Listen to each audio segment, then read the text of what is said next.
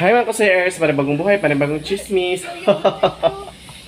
So for today's video na, so manguli namin ani. So, kay manguli namin ani. So bye, Jensen no. So until next travel. So manguli namin, kailangan na po may manguli. Kayo know na daghan patag mga buluhaton pod. So sige na ako akong my God. So talaga, oo. So mga kusayers no, so grabe dito ako ang experience, grabe ka na isa kong experience dari sa General Santos City.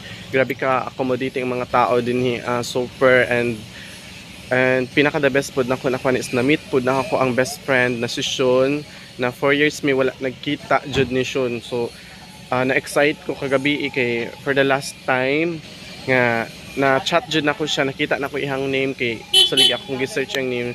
So nag 5 days naman mi kagahapon. Sige ko sa 5 days na nag-search ko siyang pangalan so dito mo gawas until na nigawas sa gyud ang pangalan kagahapon lang gyud. So timing jud nga last night na mo gahapon kay Biyernes.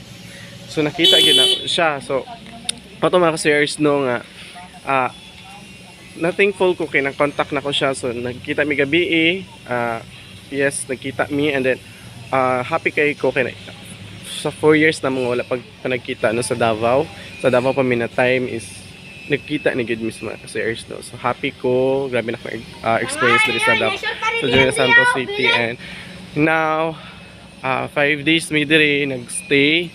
So manguli na mi sa mo ang Panimalay sad food kay daghan pa pud mig mga bloton. So mga ka-shares no, so magawa sa mi mag-stop over sa mi diri sa Kananan.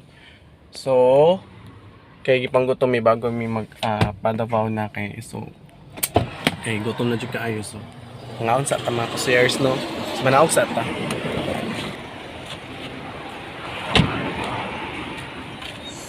So naami diri sa may babakwa sa National Highway sa mga on mi. So bago mi magpatuloy sa mga lakaw pa dulong Davao, so mga on sa mi dinhian, so nga on mi babakwa mong sudan. So dili sa ta ko to, bye bye.